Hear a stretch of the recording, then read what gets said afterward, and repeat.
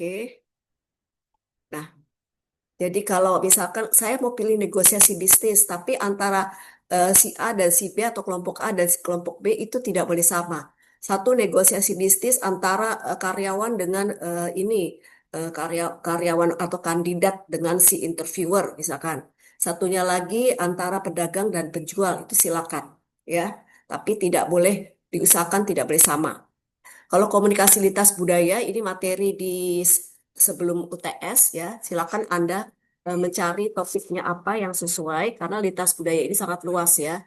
Anda bisa melihatnya dari segi komunikasi nonverbalnya, misalkan penggunaan gestur antara orang Indonesia dengan orang Jepang barangkali itu ada perbedaan. Ya, saya sarankan kepada Anda untuk membuka atau mencari-cari topik apa yang paling cocok itu lihat dari artikel jurnal. Karena di artikel jurnal itu banyak sekali pembahasan tentang lintas budaya ini dan Anda bisa memilih kira-kira Anda akan visualisasikan atau merole-playkannya yang mana. Ya, ya kan Anda masih ingat ya ada high context dan low context. Nah, ini silakan Anda akan soroti di komunikasi nonverbalnya yang mana ya. Misalkan tanda misalkan oke, oke kan kadang-kadang orang pakai jempol. Tapi di budaya yang lain dia cukup seperti menggabungkan antara jempol dengan jari tunjuk ya sehingga membentuk ring atau cincin. Nah, ini silakan Anda dieksplor, tekankan di situ ya. Atau tentang budaya mana nih yang biasa kalau ada rapat itu on time, tapi dia tidak on time. Nah, silakan dibikin role play untuk menyatakan lintas budaya ini, ya. Misalkan antar negara, negara Barat dengan negara Barat yang lain itu boleh, ya. Negara Barat dengan negara Timur boleh. Nah, silakan. Nah, yang dinilai itu apa? Originalitas, ya. Tidak mengandung sara itu paling tinggi, jadi tidak boleh plagiat dari yang sudah ada di YouTube, ya. Kreativitas ini sangat ditekankan karena paling tidak video kalian itu memuat apa ya? Ada teks, campuran video, campuran gambar, campuran berita, misalkan gambar grafik yang menunjukkan data yang terpercaya gitu ya. Ya, silakan kombinasikan video Anda dengan multimedia ya. Kemudian organisasi slide itu harus kelihatan mana bagian pendahuluan, isi dan penutup ya. Biarkan mengalir saja sehingga kita bisa melihat mana pendahuluan, isi dan penutup. Kemudian pengambilan cahaya atau angle-nya juga harus tepat. Ya, ini menjadi penekanan karena yang lalu-lalu itu tidak memikirkan dia pencahayaannya gelap, ya kan? Masa bikin video remang-remang, emangnya di mana gitu ya? Itu kan kayaknya seperti asal-asal bikin gitu. Yang penting dapat nilai. Tapi kalau kecil jelek bagaimana? Karena bikinnya juga asal-asalan. Nah, pelafalan intonasi dari si aktor ini harus jelas. Bahasa yang digunakan juga formal, ya. Penampilan kalian, ekspresi kalian mencerminkan Anda sedang menjadi aktor siapa, ya. Jadi kalau misalkan ada adalah seorang manajer, ya berarti Anda harus berpenampilan seperti seorang manajer. Kalau Anda menjadi orang Jepang, barangkali Anda silakan menggunakan kostum atau apa yang kira-kira mencerminkan Anda orang Jepang, gitu ya. Nah, kemudian alokasi waktunya itu 4 sampai 7 menit videonya, ya ini penilaiannya bobotnya adalah 5. Resolusi videonya juga harus jelas, harus terang, ya. Nah, ini untuk yang memilih pembuatan video. Nah, sekarang untuk yang memilih proposal, ya. Proposal itu dibuat berdasarkan RFP, Request for Proposal. Jadi, request for proposalnya sudah tertera di sini dalam soal, ya. Jadi, Anda tinggal bikin proposal berdasarkan permintaan, ya. Yang soal cited, ya, kemarin sudah disinggung. Nah, sini saya bacakan ya. Kelompok Anda ditugaskan oleh pengurus Senat mahasiswa FEB UAJ untuk menulis proposal berdasarkan permintaan dari Departemen CSR Bank Pembangunan Indonesia. CSR Bank Pembangunan Indonesia berencana akan melakukan CSR pada masyarakat yang tinggal di Provinsi Jakarta termasuk Kepulauan Seribu, Provinsi Banten, termasuk Kota Tangerang Selatan dan lokasi Atmajaya di BSD. Kegiatan CSR BPI, Bank Pembangunan Indonesia, merupakan bentuk dukungan BPI kepada pemerintah Indonesia yang berencana membantu meningkatkan kesejahteraan masyarakat melalui pendirian dan operasionalisasi koperasi desa atau koperasi merah putih. Dalam pelaksanaan CSR, Manajemen BPI melalui Departemen CSR telah mengirimkan RFP dan surat ajakan kerjasama pelatihan dan pendampingan koperasi desa atau koperasi Merah Putih di wilayah Provinsi Jakarta dan Provinsi Banten. RFP dan surat ditujukan kepada para mahasiswa dari seluruh universitas di Jakarta, termasuk Atmajaya. Ya, jadi di sini konteksnya jelas ya. Eh, Bank Bank Pembangunan Indonesia, khususnya Departemen CSR, mengirim RFP ke universitas yang ada di Jakarta dan Provinsi Banten, ya, untuk membuat proposal mengenai pelatihan dan pendampingan koperasi desa atau koperasi Merah Putih, ya. Jadi dia mengajak semua mahasiswa yang ada di universitas yang ada di Jakarta dan Banten, ya, untuk mengirim. Nah, termasuk Atmajaya. Nah, melalui Atmajaya ini, khususnya melalui Senat Mahasiswa, Anda mendapat tugas dari Senat ini untuk membuat proposal sebagai bentuk kontribusi kepada BPI, ya.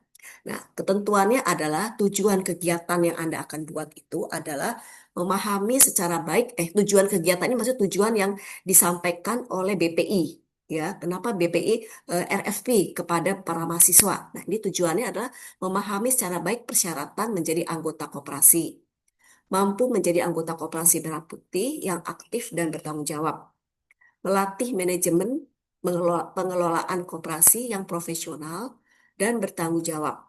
Jadi memahami administrasi koperasi dengan baik dan memiliki kompetensi untuk melaksanakan tugas dan tanggung jawab sebagai bagian dari manajemen koperasi, termasuk aspek manajerial, keuangan, pemasaran, produksi, dan jalur distribusi yang efisien.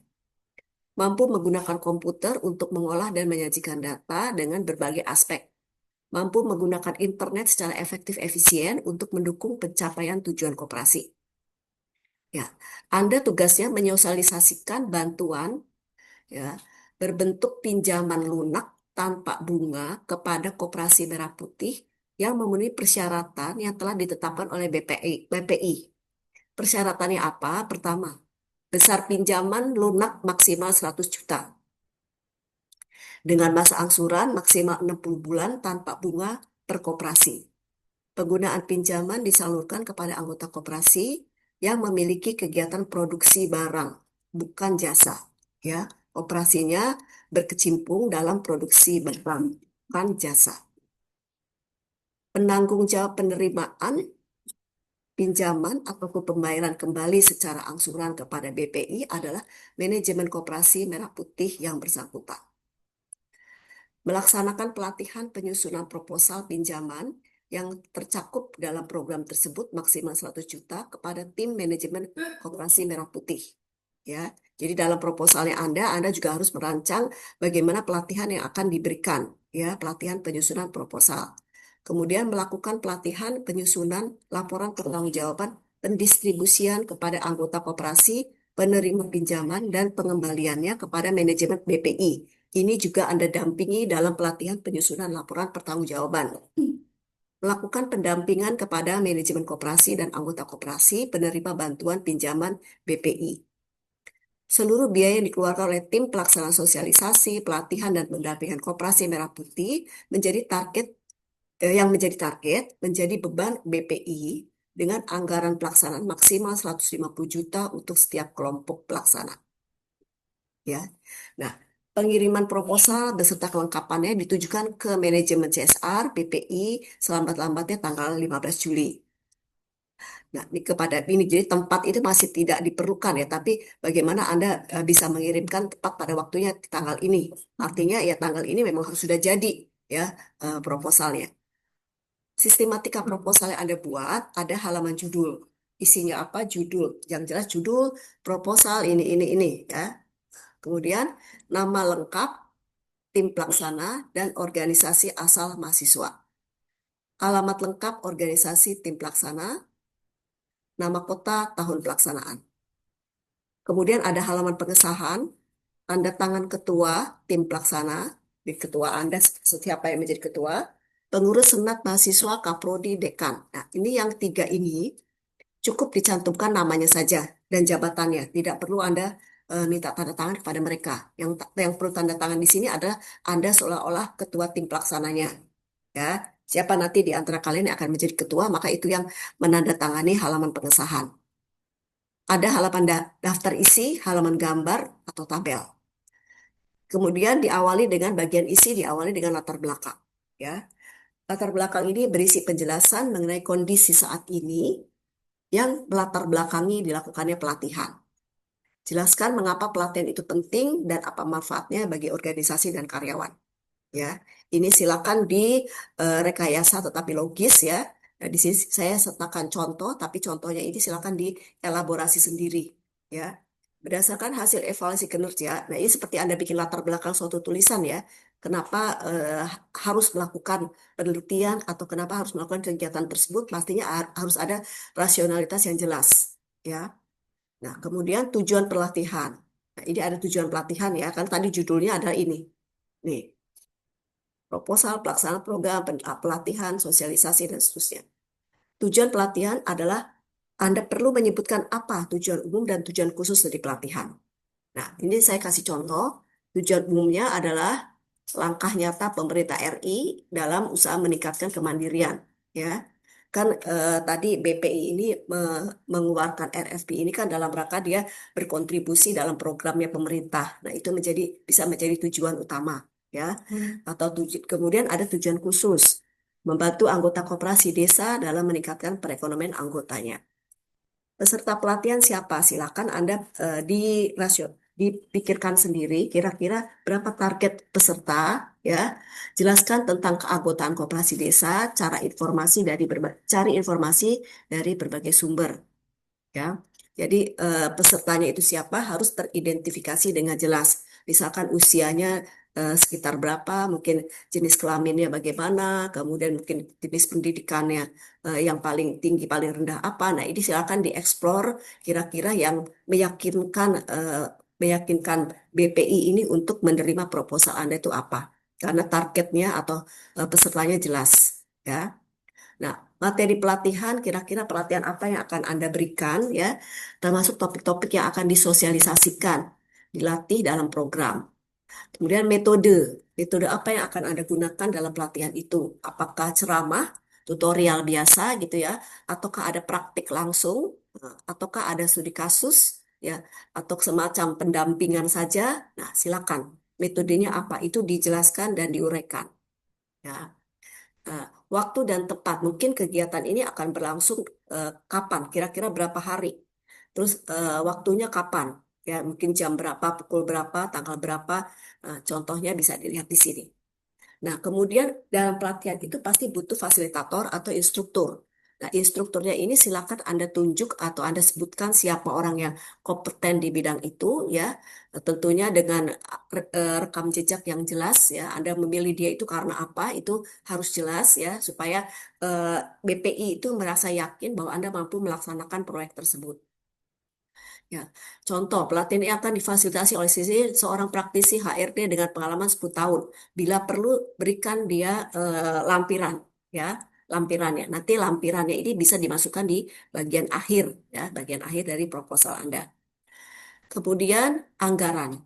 Nah, ini juga anggaran masih gambaran ya, gambaran seperti ini. Tapi silakan mungkin Anda berpengalaman membuat anggaran untuk kegiatan kemahasiswaan, bikin itu lebih detail, ya, lebih detail. Makin lengkap, makin baik ya. Sekarang makin jelas akan arah dari proposal kalian ya akan terlaksana dengan sukses atau akan gagal gitu ya. Nah, biaya-biaya terdiri atas apa? Biaya fasilitator, ya. Kira-kira mereka akan berapa jam memberikan materi, ya kan? Berapa jam, berapa kali. Nah, ini tolong direkayasa saja. Kira-kira berapa anggaran untuk mereka. Tapi yang jelas tidak boleh melebihi dari 100 juta untuk keseluruhannya, ya.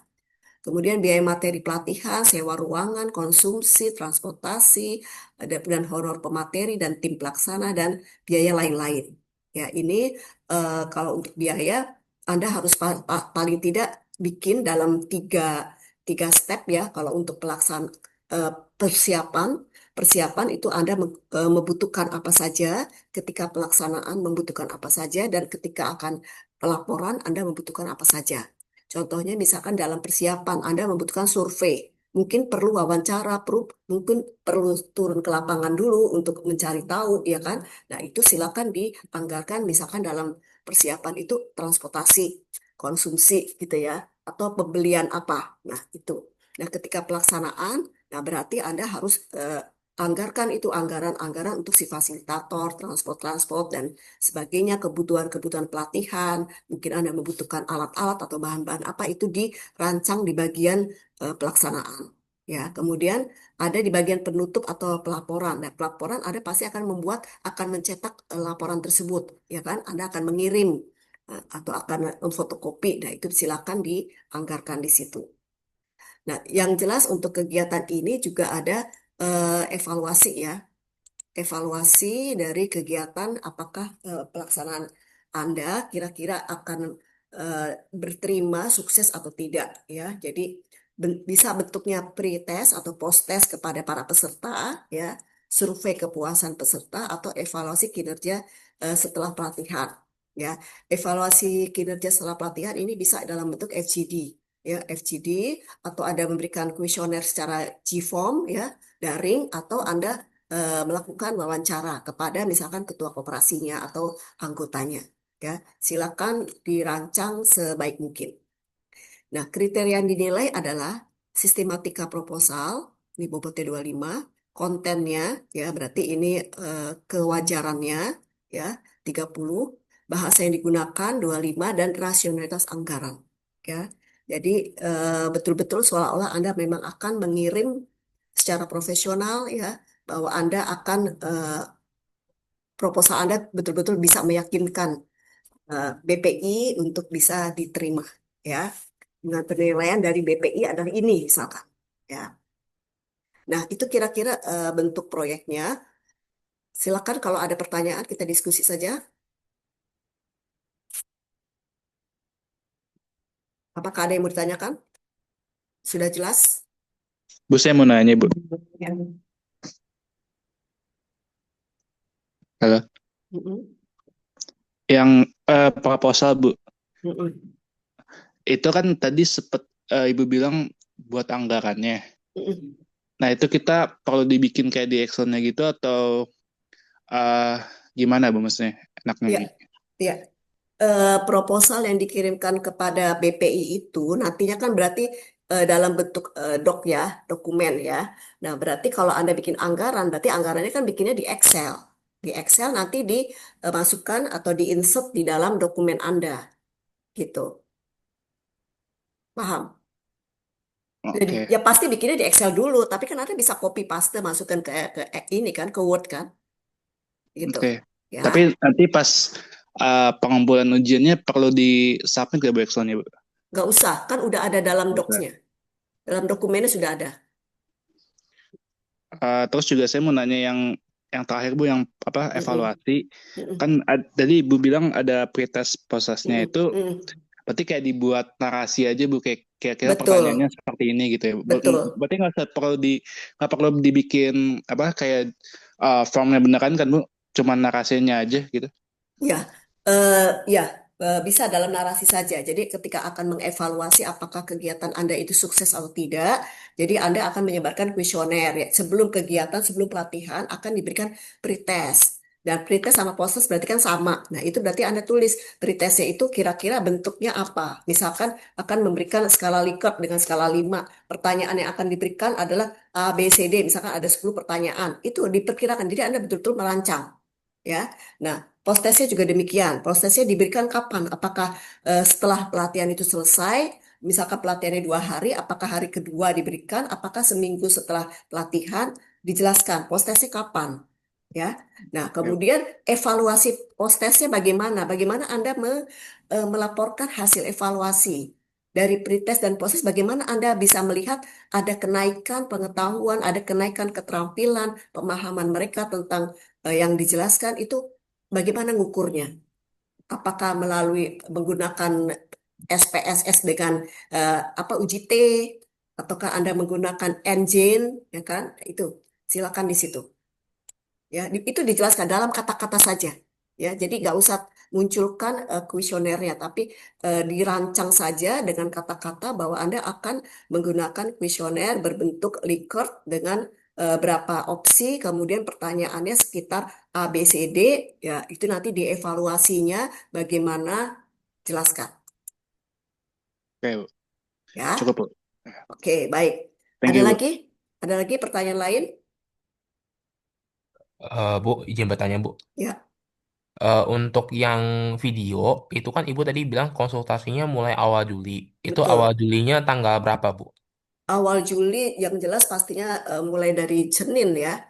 Kita perjanjian aja dulu ya, karena kan di sini banyak sekali kegiatan. Kalau masa-masa yang mahasiswa ujian itu biasanya dosennya padat juga ya, suka keluar kantor, keluar atma. Jadi tolong nanti janjian aja dengan saya ya. Oh, Nah, janjian dulu, ya. Oke. betul, betul. Nah, untuk yang memilih video ya, saya sarankan Anda sudah konsultasi dengan saya itu dalam bentuk membuat apa? Storyboard atau storyline ya. Jadi kan Anda belajar di dalam pembuatan video itu ada persiapan, ada pembuatan video dan ada pasca pembuatan video. Nah, di pembuatan video berarti di persiapan ya, sebelum Anda bikin video Anda harus konsultasi ke saya storyline-nya seperti apa. Jadi scan-scan-nya, scene-scene-nya itu Anda akan isi dengan apa? Scene yang satu berarti ini muncul judul, ya. Scene dua kemudian ini apa, sampai kira-kira berapa second atau berapa menit Anda selesaikan. Itu penting, ya. Itu penting. Jadi paling tidak saya dapat bayangan Anda akan membuat video dengan isi tuh ini, gitu ya. Sekali lagi ini yang dibutuhkan ada kreativitas. Jadi jangan melulu isinya tuh role play ya. Role play ini boleh indoor, boleh juga outdoor ya. Kalau Anda mau di indoor misalkan oh saya mau pakai ruangan kelas, ya silakan aja. Oh saya mau pakai di seolah-olah nih rumah saya ini adalah kantor ya silakan. Kalau saya mau di luar. Nah, kalau di luar pastikan itu suara-suara dari luar itu nggak masuk ke dalam rekaman Anda gitu. Ya, terjawab Andri? Oke, Bu. Berarti untuk video, berarti kita bikin dulu storyline-nya. Habis itu, Mm-mm. kalau udah, kita Mm-mm. janjian sama Ibu, konsultasinya itu online apa offline, Bu? Sorry. Boleh online, boleh offline. Nanti kita sepakati aja. Kalau memang saya nggak bisa ke sini dan itu penting, saya akan online saja. Anda aja yang bikin nanti pertemuannya kapan, ya? Oh, oke, Bu, ya. Oke, Ya, Bu. Izin ya. bertanya juga, Bu, lagi mengenai videonya. Mm-mm. Kalau misalkan kita, kan tadi Ibu bilang videonya itu dibikinnya kan itu semua anggota kelompok harus berkontribusi. Kalau Mm-mm. misalkan kita ada tambahin orang eksternal di luar kelompok kita gitu di dalam videonya, boleh, Bu? Kan tadi saya bilang boleh. Jadi misalnya Anda bertiga, saya butuh orang latar nih. Orang latar, kita sebut orang latar itu kan orang yang nggak berperan apa-apa, tapi dia melintas di situ atau dia melakukan suatu percakapan yang ringan dengan Anda, itu silakan. Ya, seperti tadi misalkan Anda mau rapat nih, rapat lintas budaya ya, wah ini terlambat nih, terlambat. Terus Anda ketemu sama resepsionis ya, saya mau rapat dengan Pak ini gitu. Nah, yang menjadi resepsionis itu bukan anggota kelompok Anda, orang lain. Itu silakan ya, resepsionis itu melakukan tindakan apa atau bicara apa dengan Anda silakan. Jadi boleh menggunakan tokoh latar untuk menunjang eh, role play Anda gitu. Oke, baik, Bu. Berarti kalau misalkan yang orang eksternalnya ini jadi kayak apa ya? Perannya sama, kurang lebih sama. Maksudnya dia kayak pemberi informasi gitu kan. Kita kan Mm-mm, misalkan mm-mm, pilihnya yang negosiasi. mm-mm, Berarti itu kan ada yang pengen eh, nego sama mm-mm, yang dinego mm-mm, gitu kan. mm-mm. Berarti kalau misalkan yang dinegonya itu dari eksternal, boleh nggak, Bu? Enggak, ya, enggak. Itu namanya bukan latar kalau begitu. Jadi kalau misalkan ada pemilih negosiasi kan, negosiasinya ini antara penjual sama pembeli, ya kan? Nah, Anda pastikan nih untuk negosiasi teori dalam Buffy itu mengatakan apa? Ada dua pihak. Dua pihaknya berarti dua pihak ini berarti Anda yang berperan, anggota Anda, ya, bukan orang eksternal. Eksternal itu sifatnya cuma latar. Latar itu apa sih? Yang muncul di situ hanya untuk pemanis istilahnya, nggak ngapa-ngapain, gitu. Nggak banyak kontribusinya. Ya, kalau misalkan, oh saya mau ketemu Pak Andri, oh silakan Pak duduk dulu. Nah, cuman begitu terus dipanggilin Pak Andri, kalian melakukan negosiasi dengan Pak Andri, itu boleh, gitu, ya. Oke Jadi Bu, oke. perhatikan yang memilih negosiasi itu ada tahapan dalam negosiasi dan itu harus kelihatan tahapan itu. Ya, bila perlu Anda tunjukkan itu dengan teks. Ini tahapan apa? Ini tahapan apa? Ya kan? Dan ini sudah win-loss misalkan. Nah, itu ada teorinya itu kelihatan dalam teks yang Anda masukkan di situ. Ya, tapi yang jelas teksnya itu jangan terlalu seperti Anda di presentasi ya PowerPoint teksnya tuh panjang-panjang, kemudian apa ya kecil-kecil hurufnya enggak seperti itu. Tapi teksnya itu lebih mendukung apa yang ada dalam teori itu saja. Oke, Andre, jelas? Oke Bu, jelas Bu. Terima kasih Bu. Ya, silakan yang lain. Ada gambaran kalian akan membuat apa? Ya, sekali lagi silakan Anda mengeksplor tema-tema itu lihat dari eh, artikel jurnal ya, lihat dari YouTube-YouTube yang sudah ada, tetapi tidak boleh meniru ya, karena ya kalau yang itu berarti jenuh ya, akan jenuh dan akan isinya nggak ada perbedaan, nggak ada kreativitas di situ, ya kan? Nah, tapi Anda juga bisa melihat dari artikel jurnal. Artikel jurnal itu misalkan lintas budaya, apa sih? Siapa sih ya penelitian tentang lintas budaya itu antara siapa sama apa atau isinya apa. Nah, itu bisa menjadi cuplikan atau akan menjadi ide Anda untuk di topik topik video Anda ya gitu. Oh, ini ada video nih, ada artikel jurnal tentang cara memaafkan antara budaya Amerika dengan budaya Arab misalkan. Cara memaafkan. Nah, itu lihat isinya apa dalam artikel itu. Dan itu nanti Anda bisa masukkan di dalam Anda merole-playkan suatu komunikasi lintas budaya gitu ya atau dari negosiasi ini dari penelitian yang terdahulu nih yang ada di jurnal-jurnal terjadinya seperti ini negosiasinya. Nah, silakan Anda pakai di dalam role play Anda gitu ya.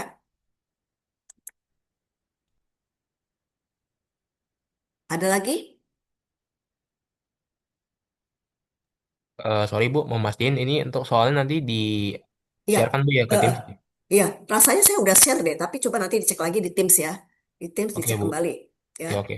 Jadi kalau yang buat proposal ini saya tegaskan lagi ya, Anda bikin proposal sesuai dengan Anda kalau misalkan apa-apa ya, kalau apa-apa apapun ya, bukan untuk ujian aja, kalau mau nilainya maksimal itu ngelihat kriteria penilaian. Kriteria penilaian yang diberikan tuh poinnya apa-apa saja, maka Anda perkuat di situ. Oh, ini dia minta apa harus ada pencahayaan yang bagus. Nah, maka Anda bisa lihat video saya cahayanya udah bagus belum? Ya, supaya skor-skor masing-masing bobot itu bisa mencapai apa yang menjadi maksimal ya, 100 itu kan maksimal ya. Sistematika proposalnya apa-apa aja nih, tapi Anda nggak ada satu. Ya, satu lagi miss, Anda nggak bikin. Nah, itu kan berarti mempengaruhi nilai Anda. Jadi, poin-poin apa yang ada dalam form penilaian itu menjadi apa ya, eh, patokan Anda untuk membuat karya Anda. Gitu.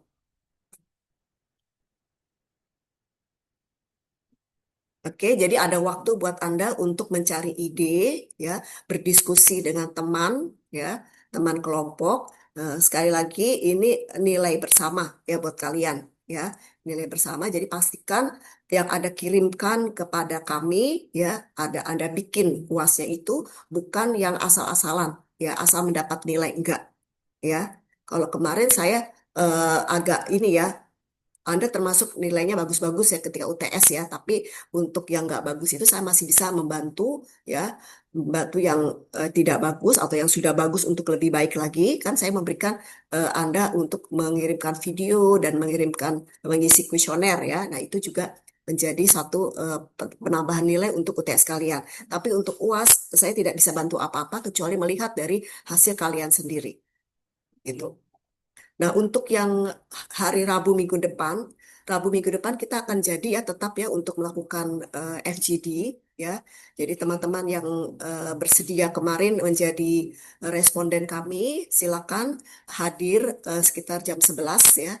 Jam 11 dan sekitar sampai jam 12:30 kira-kira nanti diakhiri dengan makan siang gitu ya. Nanti tempatnya akan saya beritahukan kemudian ya untuk hari Rabu minggu depan.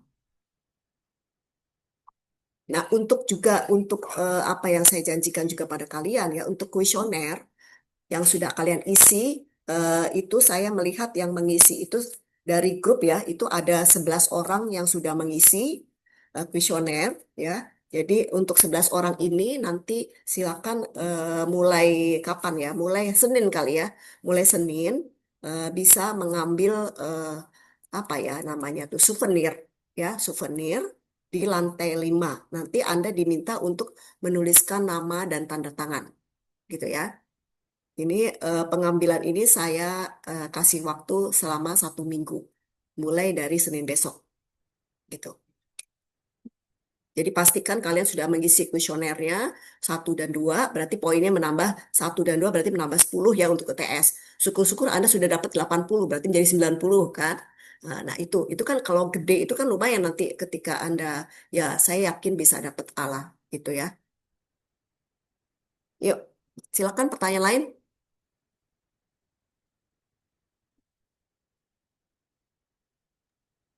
Bu, mau mastiin, Kamis depan berarti nggak ada kelas ya, Bu ya? Udah berarti udah Sudah kelar. selesai.